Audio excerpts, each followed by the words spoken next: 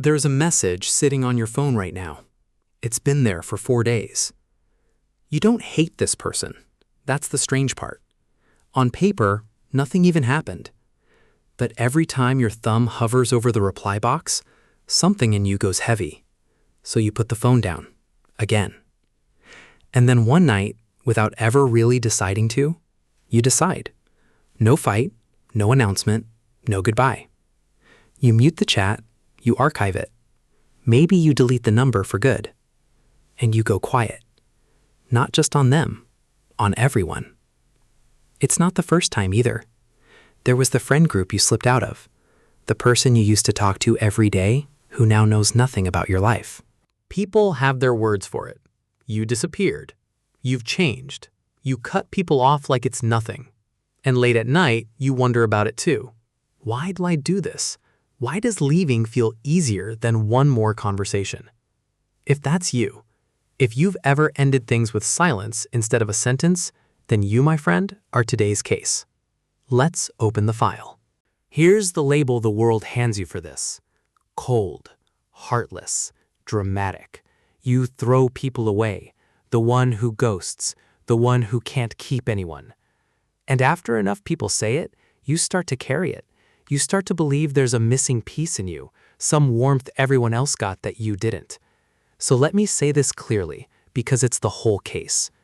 Cutting everyone off is almost never coldness. It's a circuit breaker. And here's the thing about a breaker. It doesn't trip because the house stopped caring about electricity. It trips because the load got dangerous, because something was about to burn. This isn't a glitch in you. It's code that's been running for a very long reason. From the outside, the person who feels nothing and the person who feels too much can look exactly the same. One day, they're just gone. Underneath, though, they're opposite events. And by the end of this case, you'll know which one you are. I'm Cody, and today we're decoding why you cut everyone off. Not the surface advice, just set boundaries, just communicate. You've heard it. It doesn't touch the real mechanism. We're going underneath, to the slow build nobody saw. Why it's always all or nothing, why you leave without a word, and what that strange relief afterward is actually telling you. 4 clues, then a verdict. Let's investigate. Start with the thing everyone gets wrong. The cutoff looks sudden. From the outside, there was one small trigger, a text worded slightly wrong, one more little favor asked, and then total silence. People say, that's what ended it? That? But a breaker never trips over one appliance. It trips on the total load. Your body keeps a running tab on stress. Scientists even have a name for the wear and tear of carrying strain that never gets a break. And relationships get written onto that tab too. Every conversation you had to rehearse before and recover from after. Every message that cost you something to answer. Every time you walked away from someone with less than you brought. None of it looked like much, but the meter was climbing for months, quietly in the background, like a nap that never closes. So that final tiny message wasn't the reason. It was the last watt. You know the moment. A harmless, hey, you up, lands on your screen, and your whole chest goes heavy. That heaviness is the meter talking, not the message. The evidence says you didn't leave over something small. You left over everything. And the small thing was just when the switch flipped. Now the next question in the file, why the full cutoff? Why not just less? Fewer calls, longer gaps, a polite slow fade. Why does your Gershon go straight to 0? Here's the clue.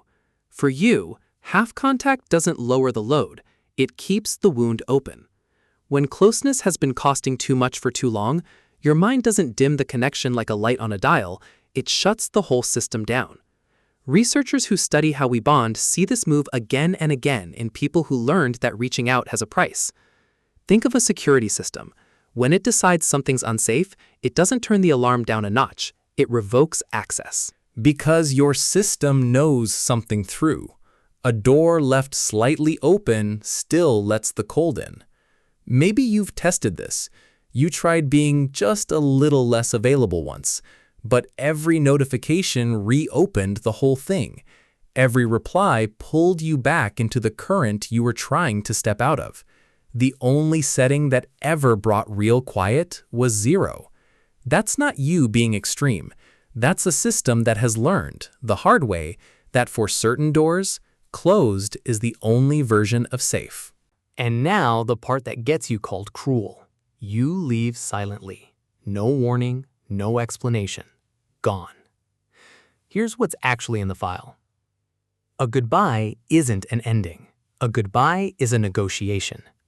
The second you announce you're leaving, the arguing starts, the pleading, the guilt, the "can we just talk about this?"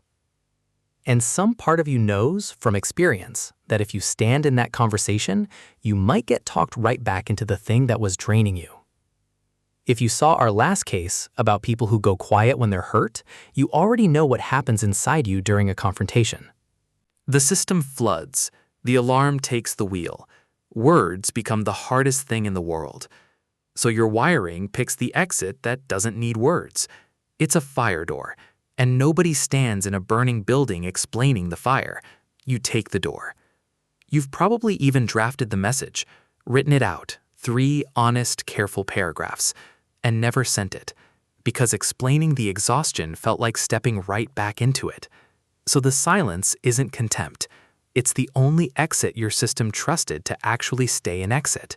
Here's the last clue, and it's the one that confuses people most. What comes after? Because the first thing you feel isn't grief, it's relief. The quiet after a cutoff feels almost embarrassing. You feel lighter, and then you feel guilty for feeling lighter. What kind of person loses someone and breathes easier? But trace it back. That relief is data. It's the sound of a nervous system finally stepping off high alert. You don't get relief like that from ending something that was feeding you. Then, weeks later, the second wave, the ache, a song, a photo, a joke only they would get. You miss them. And the doubt creeps in. Was I the villain? Should I not have done it? Here's what the evidence actually says.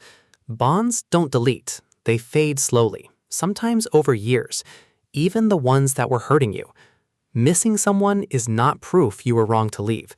Relief and grief can both be true about the same person at the same time. And that daydream you keep having, the one where you wipe everything and start over, new city, new number, that's not you being dramatic either. That's a tired system craving one thing, a world where the meter reads 0. The pattern holds, case after case. Everything you do, the cutoff, the silence, the fantasy of starting over, points one direction, not away from people, away from the load. So here's the verdict on your cutoffs. You're not heartless. Heartless people don't need circuit breakers. There's nothing running through the wire.